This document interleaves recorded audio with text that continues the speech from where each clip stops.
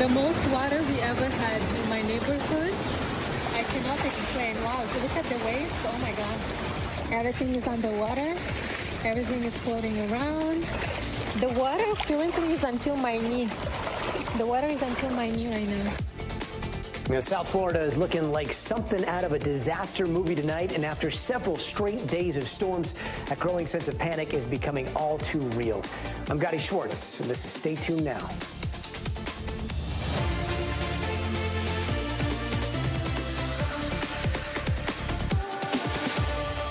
And right now, 5 counties are under a state of emergency because of all the flooding in South Florida, including heavily populated Miami and Dade and Broward. In the past 2 days, at least 7 cities and an airport across both counties have clocked well over a foot of rain, leaving entire communities under so much water there that you can't even make out the roads. The National Weather Service now warning that even an hour more of heavy rain could lead to flash flooding, and they are urging people to stay indoors. But not everyone is heeding that warning, as cars are still stranded all over the place. Just in the city of Aventura, officials have towed more than 300 cars, and that was just in a 24-hour period. Others are pulling out their kayaks and small boats to try to get around, and heavy rain is expected to continue at least until tomorrow morning. Meanwhile, a different but very dangerous weather event is playing out right now in Arizona, where a major wildfire fueled by these brutal extreme heat waves, it's raging in Maricopa County, and at least 6 homes have been destroyed, with dozens more at risk, forcing hundreds of people to evacuate. Our team is tracking the severe weather impacting coast to coast. NBC News meteorologist Bill Cairns is standing by with the forecast. Liz Kreutz is in Arizona, but first let's go to Marissa Parra in North Miami, Florida. Hey there, Marissa. How are people dealing with the damage right now, and what are we seeing? Hey, Gadi. So within the last few minutes, we actually saw a fire truck pull up here. And I'm going to step out of the frame so you can see what we've just learned they're doing. If we can try to zoom in, you go all the way down the street as far as our lens will take us. What you can hopefully see are firefighters right now surrounding a car that just got flooded out. And Gadi, you just said it yourself. We've been talking about this for the last couple of days. Cars getting stranded in the middle of the road. And all of this, by the way, this water on this street has been here since yesterday. So this is not new. We actually have only just started seeing the rain falling within the last hour or so. But people, as you can see, still trying to drive down these roads. And some of them live here. We have some people, we've talked to some people who live in these neighborhoods who are stranded and simply trying to figure out how to sleep at night, whether they're going to be staying with a friend or staying at a hotel. Here's what we heard from one neighbor around here. My car is flooded. I'm like, and my house is flooded. So I'm basically like on 2 feet. Like, I got nowhere to go. So I'm like, I'm lost for words right now. And it's not even hurricane season. It just started. It wasn't even a hurricane. We've been here for 20 years. Through hurricanes. And we've never seen this. And through a hurricane. And Gadi, that is such an important point that was made just now. Typically, when I'm standing in front of a flooded street like this, it is after a tropical depression, it is after a tropical storm or some sort of hurricane. And right now, what this was instead was historic levels of rainfall that really caught a lot of Floridians by surprise. And again, this is an area that is known and used to places, used to storms like hurricanes. So it really did catch a lot of people by surprise here. And Marissa, this is such a slow-moving disaster. I'm looking at the water behind you. Is it still raining pretty hard there? Have we seen the worst of it, or is the water at all going down? And I know Bill will probably talk about this in just a moment. What we've seen are some pockets of sprinkles here and there. We had a heavy downpour not that long ago. In fact, it only cleared up just within the last few minutes here. But the really dangerous part of this here is, as you can see, this road behind me still flooded from yesterday, from 2 days straight of rain, if you will. And so this is already a very vulnerable region. This is a vulnerable region in general when it comes to rainfall. It is low-lying, pretty flat. You have a porous limestone foundation underneath, and then you have really poor drainage systems, which already get a lot of flack. And so now you have what is almost zero tolerance on the ground. So yes, we are not seeing the same rainfall at this time right now as we were this time yesterday, but it is still very dangerous because it only takes roughly 1/4 of an inch to see catastrophic flooding in some parts around here, Gadi. Wow. And again, that's an area that is used to seeing a lot of rain, used to hurricanes coming through. You were just talking about infrastructure, and this is difficult so early on, but does this seem like a massive infrastructure failure, or does this seem like just the function of living in a place that is so low and so at sea level? Now, Gadi, I apologize because it is hard to hear you right now. My device that tells me and allows me to hear you just cut out. But I think from what I heard, you might have been asking what officials are doing right now. We know that officials are taking these large vehicles that are able to move through high waters that sit very high off of the ground in order to rescue people who are in need of rescuing, like the person behind me, and like people inside of their homes. And that is something that we're seeing across the region, across southern Florida. And they said that they will continue to do so as long as it is needed, Gadi. You got it. And radio equipment, any type of electronic, does not like the rain. Marissa, thank you so much, and shout out to that officer behind you there with no shoes on, doing his duty. Let's bring in NBC News meteorologist Bill Cairns. Bill, so when is this heavy rain supposed to stop so all that water that we just saw can start receding?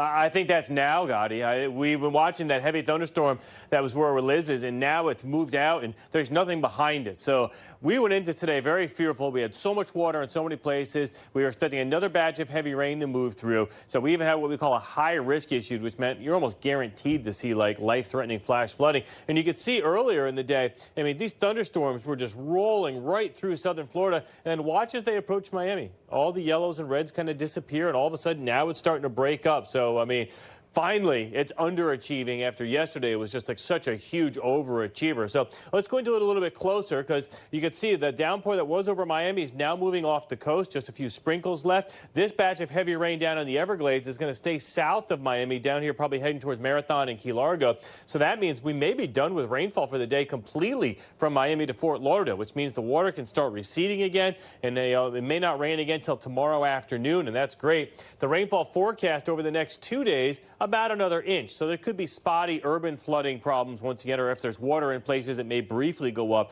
But by Florida standards, we can deal with 1 or 2 inches in 24, 48 hours. That's not going to be a problem at all. The isolated totals could be higher. We're also tracking severe weather this evening, Gadi. We've had numerous reports of large hail in Kansas and areas of Illinois. We currently have a tornado warning all along the border of Illinois and also Iowa. So we do have some dangerous storms out there. Tomorrow, we're going to be tracking severe weather at this time through the Northeast, and this will include areas just outside of New York City and up into Hartford. So still a lot of troublesome weather. We're kind of in that extreme season where we talk about, soon it will be hurricanes, tropical storms, flooding, heat waves, and wildfires.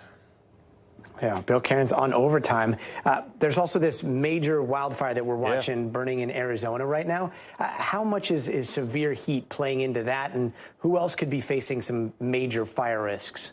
Yes, this is that brush fire in Wickenburg, about an hour and a half outside of the Phoenix area. And as we said, in the last, pretty much since the end of May, we've been over 100 in Phoenix, and now it's been over 110.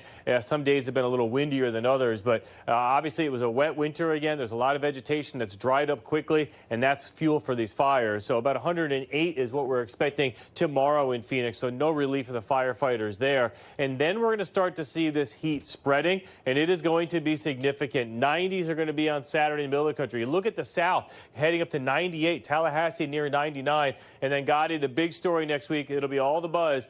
People are going to be close to 100 that don't usually do it, from Ohio to New York, Pennsylvania. Someone in northern New England will likely hit 100 degrees next week, and it gets dangerous for people that don't have air conditioning. 95 in Detroit. Wow. Bill, thank you. And for more on that Rose fire that's burning in Arizona right now, let's bring in NBC News correspondent Liz Kreutz. So, Liz, it seems like these temperatures and fire is just such a recipe for disaster. What's going on there right now? Hey, Gadi. Well, good news and some not so good news. The good news is that the highway here, Highway 60, has reopened. It was closed after the fire jumped the highway yesterday late afternoon. It's reopened. Evacuations have also been lifted.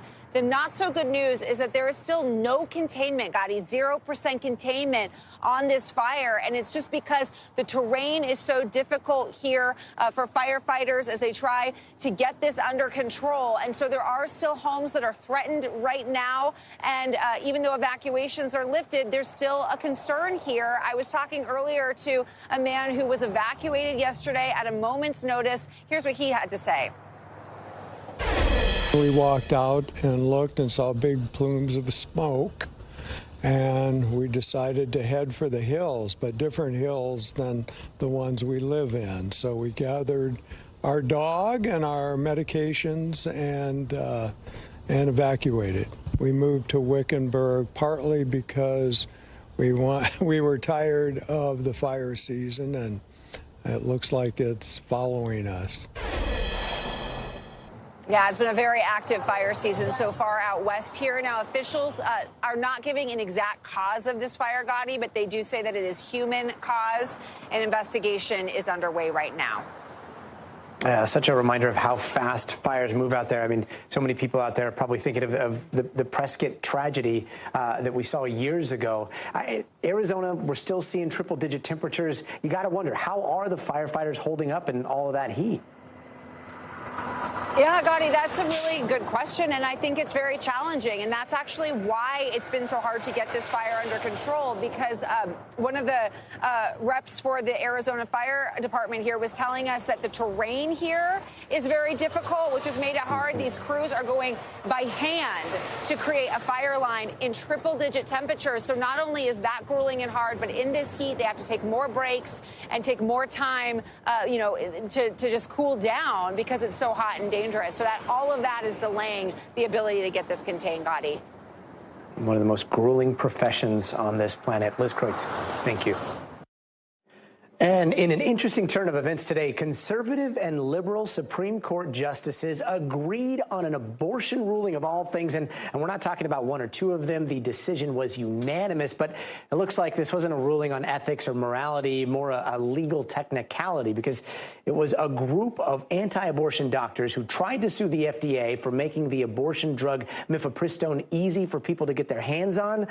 But the Supreme Court basically said that that group has no legal standing to sue the FDA in the first place, which means the commonly used drug is going to remain widely available, with even Justice Brett Kavanaugh, who is part of the majority to overturn Roe v. Wade, writing, quote, "The federal courts are the wrong forum for addressing the plaintiffs' concerns about FDA's actions." And more than 6 million people have used mifepristone since it was approved for use back in 2000. NBC News legal analyst Angela Sinandela joins us now. Angela, so a unanimous abortion ruling, but not in the way a lot of people might assume, right? What's the legal nuance here? Gadi, that's exactly right. So on its face, it appears quite shocking, but when you dig into it, it's really not at all, because they've technically punted all of the meat till later on, and we do expect to see that meat argued upon later. But the issue here is standing. So in order for anyone to bring any lawsuit in a federal court, you have to first have either experienced an actual injury or be likely to suffer an injury. And here the court said that these doctors are not the ones who've suffered any injury whatsoever, especially because of federal conscience laws, which allow any doctors anywhere to object and not actually perform abortions if they have moral issues with it. And so they were saying that these doctors have suffered no injury whatsoever, Gadi. Angela, are there any cases in which somebody has suffered an injury that might have standing in this case, that could take it to the Supreme Court? So that's a great question. I think the most likely path here would be for the state. So individuals who sue, or even groups that sue, have to prove that people in their group have suffered actual harm. But states, when they feel that they can't actually enforce their own state laws because it bumps up against federal laws, that's where the states then have standing to sue. And we will see that with Idaho, Kansas, and Missouri, who've already said that they're going to continue to fight this issue based on their own abortion access restrictions, which they believe are bumping up against the FDA approval of this drug. And speaking of Idaho, I mean, that's a couple weeks away, right, where the Supreme Court's expected to vote on that abortion ban. What's at stake there, and how do you see that decision playing out? Yeah, Gadi. So that's almost exactly the same scenario which I just said, but just with a different set of laws. So in that case, Idaho decided that their own abortion restriction laws really bumped up against EMTALA, which is this federal law that requires all emergency room providers, doctors, and nurses to provide stabilizing care to any patient that comes into their doors. Now, look, this law really had nothing to do with abortion whatsoever. It was really meant to prevent private hospitals from turning away people who didn't have health insurance. But what happened over the years is that the government just increased the standards of care that are required. And now abortion is one of those things the Biden administration has included in that as a standard of stabilizing care. So we're going to see that fight, and we expect to see, in that case, it's going to be divided. There'll be no unanimity there, Gadi. Angela Sanandela, thank you. And don't go anywhere. And even more reproductive news out of Washington tonight. Over in Capitol Hill, an attempt to protect IVF was blocked by Senate Republicans today, and that bill was brought to the floor by Democrats, but it failed after a majority of Republicans voted against it. Now, access to IVF has recently become a major talking point for both parties after a February decision by Alabama's Supreme Court that ruled frozen embryos should be considered children. So let's bring in NBC's Julie Sirkin to break it down for us. Julie, we just saw this Republican vote on the Senate floor, but can you break this down to the fundamental level here? What is the current GOP stance on IVF? Well, we got a statement, Gadi, first to NBC News last night after Republicans tried to put forward their version of an IVF bill, and it was blocked by Democrats who said that it's a step backwards in the wrong direction. And that statement, part of it at least, read that Democrats are continuing their summer of scare tactics, that they are fear-mongering, that this issue is not real because every single state has IVF protections in place. Of course, as you mentioned, Alabama, earlier this year, the Supreme Court originally ruled that frozen embryos are children, threatening the procedure altogether. Then the legislature there went back. But overall here, of course, Republicans and Democrats on completely different sides here. And that is why you saw that vote today falling far short of 60, only 2 Republicans joining all Democrats to approve those IVF protections, and now goes nowhere. And speaking of those 2 Republicans, it was Susan Collins and Lisa Murkowski, right? Sided with the Democrats, but the rest of the GOP did not. That's still a pretty close vote. Is there anything that Republicans might sign on to when it comes to IVF?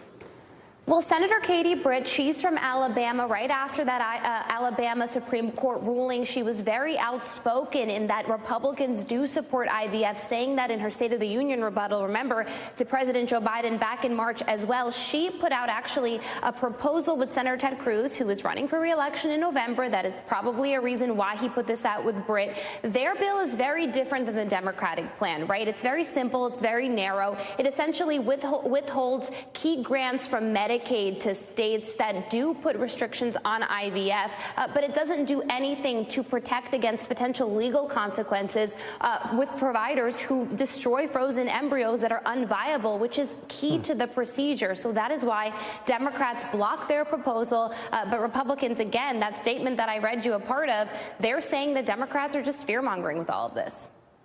Interesting. So what's next? Are we going to see everything get tabled until the election, or are they going to keep fighting it out all the way through November?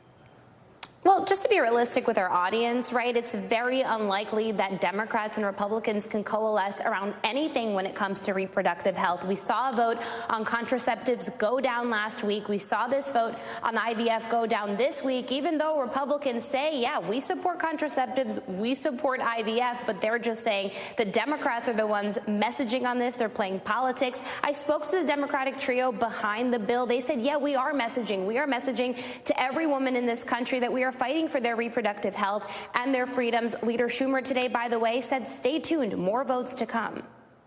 More votes to come all the way till November. Julie, thank you so much. And don't go anywhere. We are just getting started. Up next, there is a new safety concern that Boeing is looking into on some of its planes. NBC's Tom Costello is going to have those details. Plus, a truck on fire, a frantic rush to pull that driver to safety. The amazing police body cam video from the officer now being called a hero. And later this hour, learning to code behind bars. Steve Patterson tells us about a new program in prisons teaching inmates how to code. Don't miss this reboot on rehabilitation in tonight's Future of Everything. Hey, welcome back. Here are some of the other headlines we're watching tonight. Homeland Security is designating the 2028 Olympics in Los Angeles a national special security event. That'll free up extra resources for the federal government to get ready for the games here. This is the earliest this type of designation has ever been granted. And vandals have tagged the homes of Brooklyn Museum board members in New York City. Red paint was smeared on doors and racist speech was written on some banners. The NYPD is investigating several of the anti-Semitic incidents, but so far, no word on suspects. And Waymo is voluntarily recalling software in all of its self-driving cars. That's after one of their robo-taxis crashed into a pole in Phoenix last month. Luckily, no one was inside the car at the time of that crash. The company says they already upgraded the software across the fleet, which is more than 600 cars. And NOAA is allowing a Native American tribe in the Pacific Northwest to start whale hunting once again. The Maka people have been fighting for decades to hunt whales, something that they have done for thousands of years. And now they'll be able to hunt 25 eastern North Pacific gray whales over the next decade, but there are some restrictions on times and hunting grounds. And it was a big $56 billion day for Elon Musk. He won Tesla's shareholder vote, where a majority voted in favor of approving the massive pay package that was originally approved back in 2018. But a Delaware judge then ruled that that package was excessive. Shareholders also voted to move Tesla's corporate home from Delaware to Texas. And President Biden was in Italy today for the G7 summit. His meeting with Ukrainian President Volodymyr Zelensky resulted in a 10-year bilateral security agreement. But it was his comments about his son Hunter, now guilty of a felony conviction, that caught most of the attention there. Here's NBC's Gabe Gutierrez with more. This is President Biden's fourth G7 summit during his time in office. At the top of the agenda, the war in Ukraine. But he was also asked about an issue close to home. Tonight, President Biden on the world stage for the first time addressing his son's felony conviction on camera. I'm extremely proud of my son, Hunter. He has overcome an addiction. He's one of the brightest, most decent men I know. A jury found Hunter Biden guilty on all counts for lying about his drug use on a background check to buy a gun. The president had previously said he would not pardon his son, but tonight he went further, ruling out a commutation, which would reduce or erase a potential prison sentence without expunging his record. Mr. President, do you plan on commuting your son's sentence? Today here in Italy, the president also meeting with G7 leaders, trying to send a strong message to Russia's President Putin, signing a 10-year security agreement, committing the U.S. to help train and equip Ukraine's military. And we have signed the strongest agreement between Ukraine and the U.S. since our independence. The G7 leaders today also agreeing to use interest from Russian assets to lend Ukraine $50 billion. As the U.S. expands sanctions against banks in countries such as China that do business with Russia. Those sanctions have so far done little to stop Putin. You cannot divide us, and we'll be with Ukraine until they prevail in this war. President Zelensky says China's President Xi told him by phone that he wouldn't sell weapons to Russia, though President Biden is skeptical. China is not supplying weapons, but the ability to produce those weapons and the technology available to do it. So it is, in fact, helping Russia. President Biden also weighing in on the war in Gaza, blaming Hamas for the failure of ceasefire talks so far, and saying he's not confident a deal will happen soon. Whether or not it comes to fruition remains to be seen. We're going to continue to push. I don't have a final answer for you. Back to that security agreement signed between President Biden and President Zelensky. It does have some limitations. It's not a treaty. It wasn't ratified by Congress, so it could be scrapped by any future president. Back to you. Gabe Gutierrez, thank you. Meanwhile, former President Donald Trump was on Capitol Hill today for the first time since the January 6th attack 3.5 years ago. And apparently he had a pretty warm welcome with lots of handshakes, even a cake. One lawmaker even described it as a pep rally. NBC News correspondent Dasha Burns has the story. Gadi, the theme of the day that the former president, his campaign, and Republicans on the Hill really wanted to present was unity. It was hammered at every turn. The former president telling members that they shouldn't be fighting with one another, that Republican infighting is not a good thing. At one point, even saying to Marjorie Taylor Greene, asking her, are you being nice to Speaker Johnson, who, of course, she tried to oust not so long ago, really emphasizing that they should be putting on a united front ahead of November. Also talking about the election, he said he would be willing to be there to support members that are in tough races across the country, saying he would be willing to do things like hold teletown halls to help them.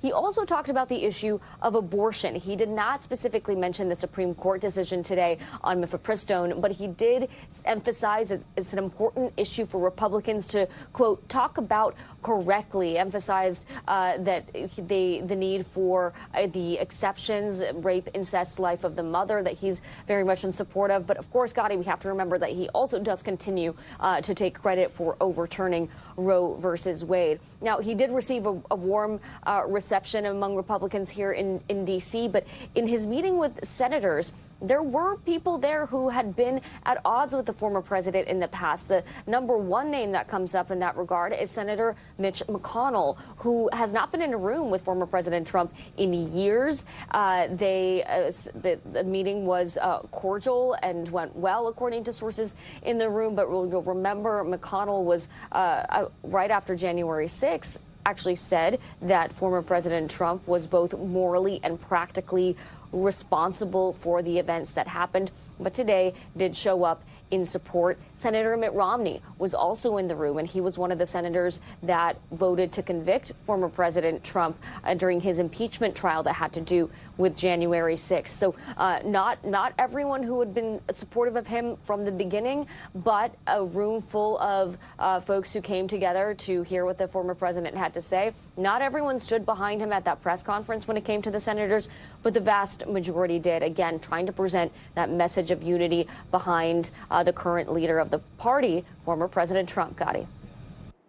Tasha Burns, thank you. Also on Capitol Hill, the head of the Federal Aviation Administration testified at a Senate hearing today, and he admitted that his agency was, quote, too hands-off when it came to oversight of Boeing, which is facing yet a new concern over safety today. NBC News senior correspondent Tom Costello has that story. Hey, Gadi, yeah, this is a new problem for Boeing. It involves one of its best-selling planes, most popular planes used for longer haul flights. Boeing's latest problem is with the 787 Dreamliner. The company confirms hundreds of fasteners on the plane's fuselage appear to have been over-tightened and installed incorrectly. Boeing says the affected planes have not yet been delivered to airlines, and it's taking the time necessary to ensure all airplanes meet its delivery standards prior to delivery.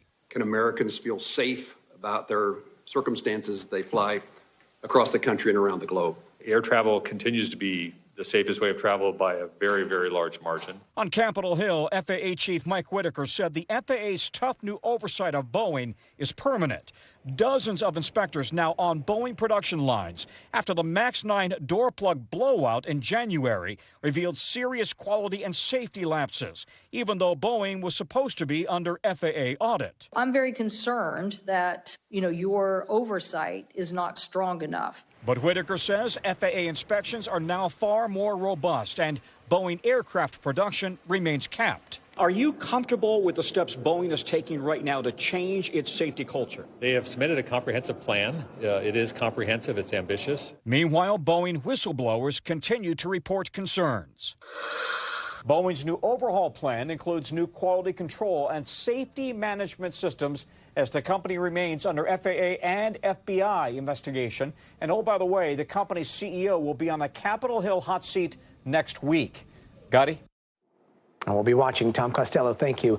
And coming up, claims of discrimination and alleged patterns of using excessive force. The Department of Justice putting the spotlight on one of the nation's largest police departments. These stunning allegations and how leaders in Phoenix are responding. But first, you gotta see this. The Guinness World Records has crowned the world's tallest dog, and it's a Great Dane named after Kevin from Home Alone. But unlike that Kevin, This Kevin is probably harder to lose. He measures 3 feet and 2 inches on all fours, but on his hind legs, he can stand up to 7 feet tall. That is like a little bit taller than Sam Brock. His owner says he loves the sofa, but hopefully that sofa can take a lot of wear and tear. We'll be right back. Hey, welcome back. And here are some of the stories happening out west that we're following tonight. A group of pro-Palestinian protesters took over a building at Cal State University, Los Angeles last night, and they left behind broken windows, graffiti, and a lot of trash. But so far, there have been no arrests. The protesters are still demanding for the university to stop funding all businesses tied to Israel. And it looks like California is home to some of the most polluted beaches in the country, according to a new Surfrider Foundation study. Now, 3 out of the top 10 most polluted beaches are here in California. Imperial Beach in San Diego is at the top of that list, followed by Linda Mar Beach in Pacifica and San Luis Obispo Creek. They think bacteria found in the water might be making people sick, and it could come from stormwater runoff, raw sewage, harmful chemicals, or trash. And Colin Prater is a name you might be hearing a lot more of this summer. He is a 29-year-old high school science teacher and a golf coach in Colorado who qualified for the 2024 U.S. Open at golf's longest day. In college, he had dreams of being a pro golfer, but decided he wanted to raise a family instead. And now he is living his best life, living both those worlds, practicing for the U.S. Open with a second baby on the way. And tonight, the Department of Justice is out with a scathing new report that accuses the Phoenix Police Department of violating the civil rights of people there for years. Now, this has been a long time coming. The DOJ first launching this investigation 3 years ago. We found that the Phoenix Police Department and the city of Phoenix engage in a pattern or practice of using excessive force, unlawfully detaining, ticketing, and arresting homeless people, discriminating against Black, Hispanic, and Indigenous people in its policing enforcement, violating the rights of people engaged in demonstrations and protests, and discriminating against people with behavioral health disabilities. Now, in response, the Phoenix PD says that they are reviewing the findings and that the Phoenix Police Department has demonstrated an ongoing commitment to continuous improvement by enhancing policy, accountability, and training. Let's bring in NBC News correspondent David Noriega. David, let's back up here. What brought the DOJ into this in the first place? I mean, that was a long list that she just rattled off, but was there one incident that brought them in? There was not one specific or one single incident, which is actually a little bit unusual for these DOJ investigations of police departments. It was a whole long series of pretty high-profile scandals, from fatal shootings to suffocation deaths. But this did happen in the context of the immediate aftermath of the 2020 George Floyd protests, after which the Phoenix Police Department arrested a number of protesters and attempted to charge them with gang charges that prosecutors later determined were bogus and sort of contrived. This led to the temporary suspension of the police chief at the time and kind of kicked off this investigation that wound up finding this much larger pattern of what the DOJ says is systemic misconduct. Interestingly enough, like, one of the main points here was also about the treatment of homeless people in Phoenix. What were the key findings there? Yeah, so that's actually historic. It's the first time the DOJ has found specifically mistreatment by a police department of a city's homeless population in what at this point are dozens of these civil rights investigations and consent decrees. Now, what they found was basically two things: that the Phoenix Police Department violated homeless people's Fourth Amendment rights by stopping, questioning, searching, detaining, and arresting them with no reasonable suspicion. And secondly, that they systematically did away with, discarded their belongings without having a proper system in place to actually do that, right? For example, they would arrest people and then just throw away everything that they owned without impounding it or keeping track of it, or they would conduct these sweeps of encampments and just grab people's stuff and throw it away. The DOJ went on a number of ride-alongs with Phoenix police, visited these encampments, talked to advocates, and found that this was, again, a systemic practice. Really interesting because it's the first time it's ever happened. I wonder, with homelessness on the rise, particularly across the western U.S., whether we're going to be seeing more of this kind of scrutiny of police departments when it comes to this specific issue. Now, when it comes to the list of scrutiny, I mean, it is very long. Do we have some tangible solutions that are also included in this? I mean, sometimes you see that with consent consent decrees, and sometimes, consent decree comes and goes, and then everything goes back to the way it was. Yeah, so the DOJ has a long list of recommendations to the Phoenix Police Department in this long 130 or so page report that it released today. It's a lot of stuff that you would expect: increased accountability measures, for example, accountability structures for individual officers, more training with regard to use of force, instituting with respect to the homeless property issue, for example, instituting a system to properly keep track of people's belongings, not throw out things that are important to them. The big question now is whether there will be a consent decree or not, because the Phoenix, the mayor of Phoenix, the city council, the police department are saying we've already taken a number of measures to improve this. We acknowledge that there are problems. We can fix these problems without the DOJ directly getting in our business. The DOJ has not said either way whether it intends to impose these kinds of changes or not. Got it. We'll stay tuned for that. David Noriega, thank you so much. You got it. And we've got some incredible video to show you of a fiery rescue, all caught on a police body cam. What you were about to see here, these are the moments after a truck crashed into an embankment earlier this week in Utah. Now, the video starts with the officer pulling up as the fire just surrounds that truck. Still, the officer jumps into action, does everything he can to save the driver from those flames. Let's bring in NBC News correspondent Shaq Brewster, who has a little bit more. Shaq, what are officials saying about this crash, and how did it happen? Yeah, Gadi, when you look at that video, it makes you wonder exactly what happened. I talked to the department just earlier today, and they told me that apparently this was a truck. It was a dump truck that was coming around and approaching a corner, a curve in the road. And instead of making that curve, the truck continued to go straight and landed in that area where you see it's dense with trees. There's boulders, there's rocks everywhere. Witnesses say the truck clearly never took that turn. It landed there. They said flames were shooting up about 100 feet into the sky. Now, the department emphasizes that this was vehicle error. It was a vehicle failure, in their words, and it was not related to any human error. And witnesses say that they believe it was the brake pads that overheated, and that's what ultimately led to that crash. But when you look at that video, it's a miracle that anyone survived. And the department is really praising the officer in this incident for saving the life of that driver. Yeah, we're seeing from the body cam there a lot of the officers' actions, but we're also seeing a lot of other people that looks like rushed in to help out. Do we know about those first moments? Well, we don't know much about the people. We really don't know much about the officer here. The department is saying his name is Officer Wilson. They're intentionally withholding his first name, and they're saying he doesn't want credit. He doesn't want recognition for this, and he's actually putting a lot of the focus on the Good Samaritans, the people who came out and helped him rescue that driver. And when you go through the video, you just see how involved he was. You see he's like going through the debris with his bare hands, no gloves involved. He immediately takes control. He doesn't hesitate to go in. He's encouraging the driver as he gets him out of that out of the truck, as he gets him from being pinned by the brush and debris there. So a lot of credit is going to that going to that officer for not only the focus and command that he took there, but for saving this driver's life. By the way, Gadi, the driver was hospitalized, but according to the department, he was slated to be released from the hospital today. And yet that officer wants no credit, the sign of a true hero. Shaq Brewster, thank you so much. And still ahead, escalating tensions at Israel's northern border, a growing number of airstrikes between that nation and a militant group in Lebanon, the wide-ranging impacts a full-scale war could have worldwide coming up. Hey, welcome back. Let's take a quick look around the world. American journalist Evan Gershkovich will stand trial in Russia on a charge of spying for the CIA. Now, he was arrested on a reporting trip early last year and accused of gathering info on a secret Russian military facility.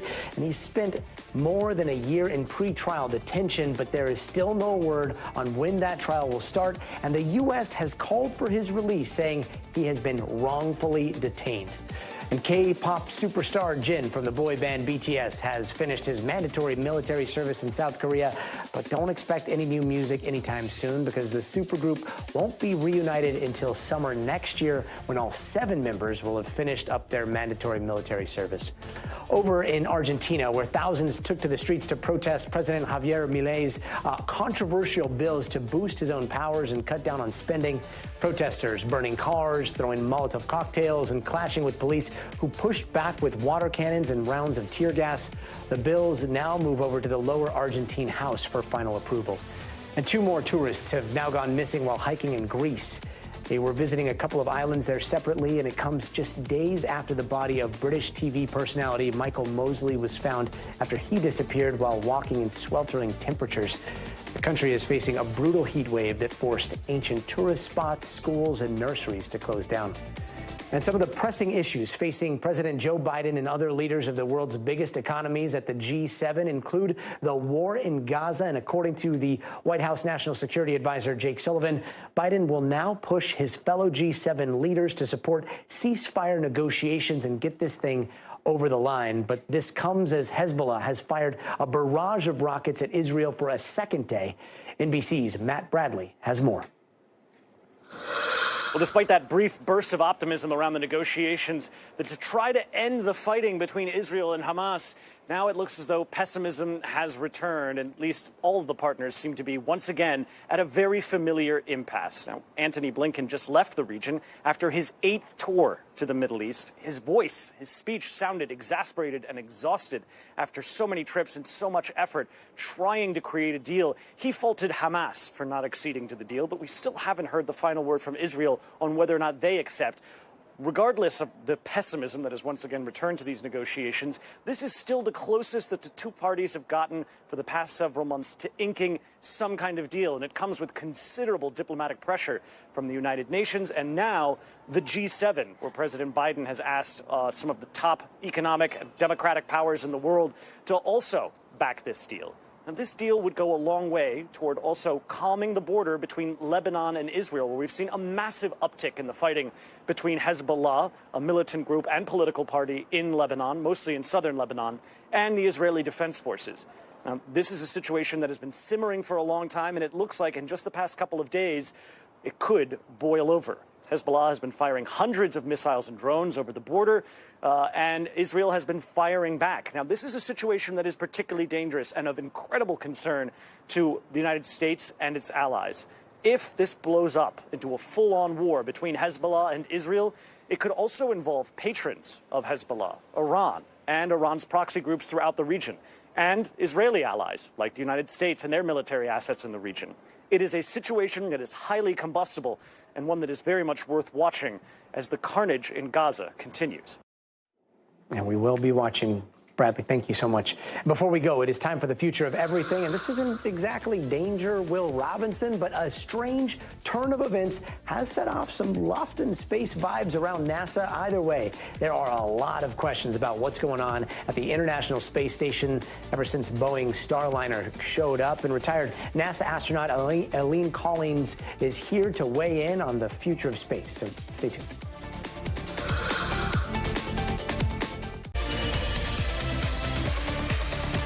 Hypobaric exposure is the big problem, and given his exam, I am concerned that there are some severe DCS hits. The best thing would be to get him in the suit ASAP.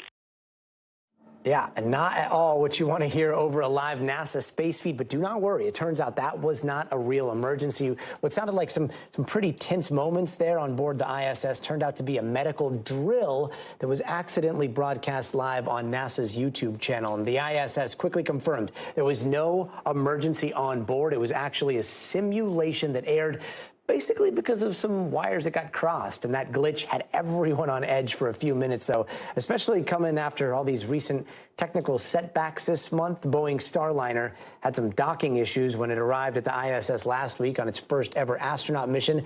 Now NASA says the capsule has at least 5 helium leaks. 4 of them have been discovered in space. Meanwhile, earlier today, NASA called off a spacewalk to inspect the space station because of, quote, spacesuit discomfort. And joining us now is retired NASA astronaut Eileen Collins. She is also the author of Through the Glass Ceiling to the Stars, the story of the first American woman to command a space mission. Welcome, Commander. Thanks so much for being with us. So level with us here.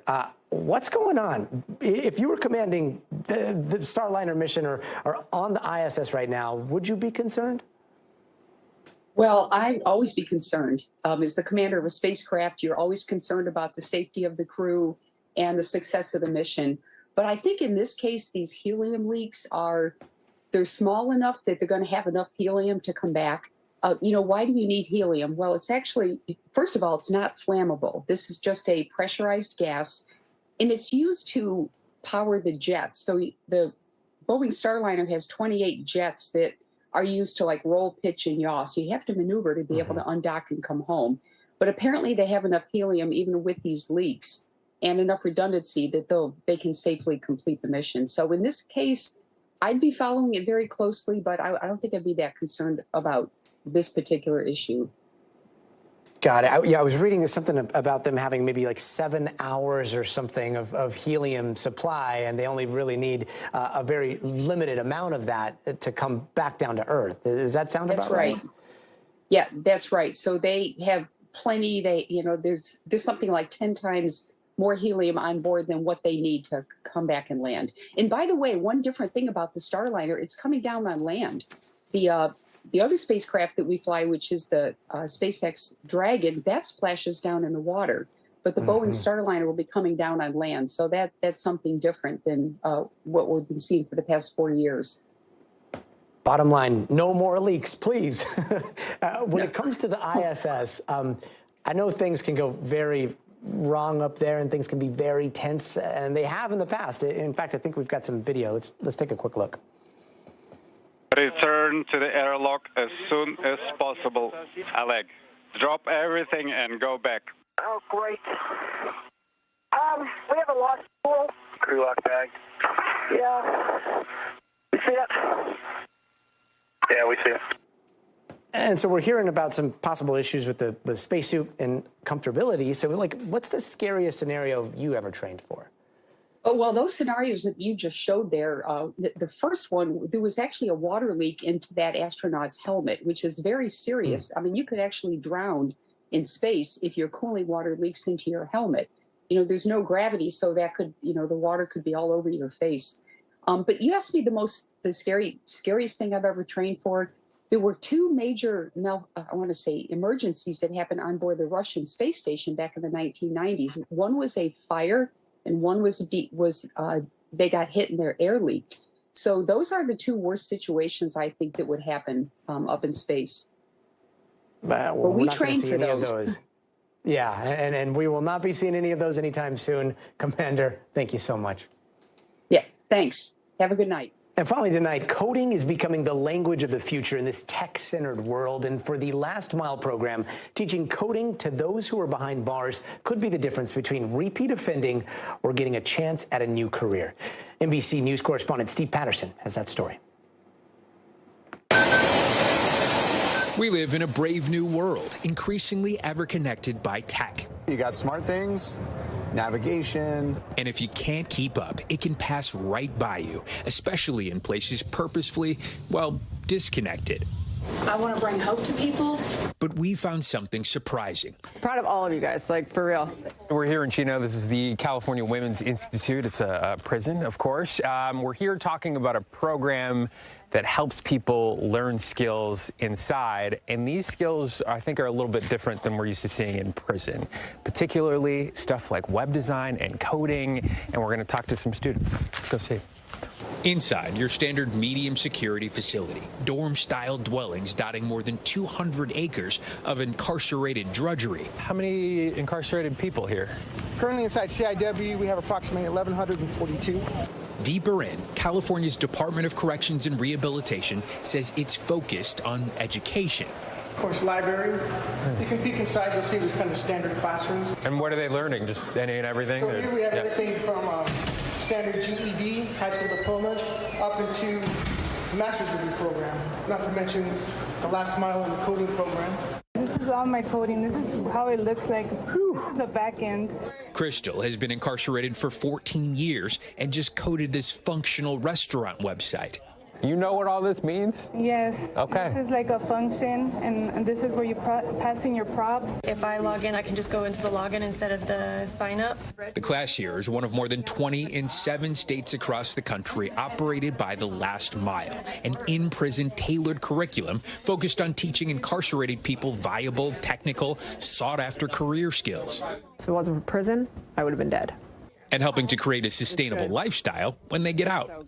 Last Mile Chief of Staff Molly Kelly suffered from an addiction for more than 20 years and believed her life was over before finding the program in prison. I would rather be living next to somebody who's rehabilitated. They're going to be your neighbor. They're going to be your kids as friends, as parents. One of the people Molly helped popped up on screen during class. Hello, Billy. How are you? Billy Edison was incarcerated in an Indiana prison for 7 years. She says the skills she learned from the last mile, both during and after being locked up, helped her land her dream job, IT for an NBA team. You have a felony and you work for the frickin' Indiana Pacers. I know. How did that happen? I just have this huge family that supports me, and it feels amazing. Across the country, more than 60% of people who leave prison wind up back in prison. But for graduates of the last mile, that number drops to less than 5%. Our goal is to really affect the lives of justice-impacted individuals and get them sustainable jobs when they get home in industries that pay those kinds of wages. Last Mile Executive Director Kevin McCracken should know. He used to be locked up in San Quentin. Now he's looking to expand the program to more prisons. We were the first program in 2014 to actually have a coding classroom inside a facility in the United States.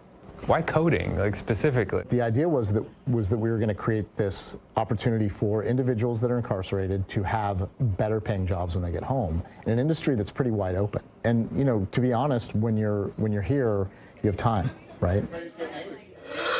A lot of time. And Steve Patterson joins us now in the studio to tell us a lot more about this fascinating program. Steve, I hate to even ask this.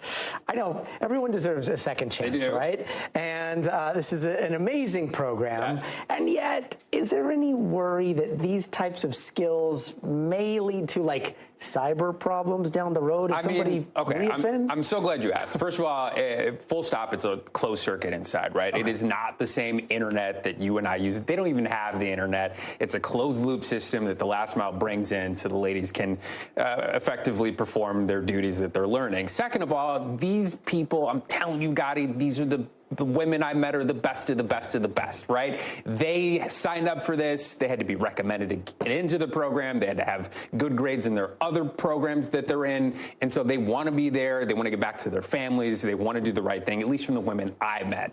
Does that mean like they could be hackers one day based on the skills they use? I mean, sure, maybe, but like they don't teach that on the inside. It's not about hacking. It's about coding. It's like Java. It's HTML, CSS, very basic stuff. Yeah, I mean, making websites for like restaurants. Exactly. Right? That's fascinating. Now, how did you even find this story? First of all, it was a woman named Deb. Shout out Deb. Really happy she brought me the story. We were working on a different story. Saw some of my work, and then she contacted me. But also, I read this thing about tuition in the state of California at USC, because we are in California, right? USC is very expensive. They estimated something like $60,000 for 1 year for one kid. More like $90,000 if you add on like room and board and all that stuff. It's $130,000 to incarcerate one person for 1 year. And that person is likely, based on the statistics, going to reoffend. So taking away all that from society when you can have a program to recycle back into society, it's not all about money, of course, but imagine like what this thing is doing for people who want to have a positive influence on all of us, on all of our lives, especially because a lot of these people, they're going to get out. Don't we want them to have a net positive on all of us? We do. Yes. We do. And it is such a productive use of time. Yeah, it's cool. Steve Patterson, thank you so very much. And that does it for us tonight. I'm Gadi Schwartz. We'll see you here tomorrow. But until then, stay tuned now. Thanks for watching. Stay updated about breaking news and top stories on the NBC News app or follow us on social media.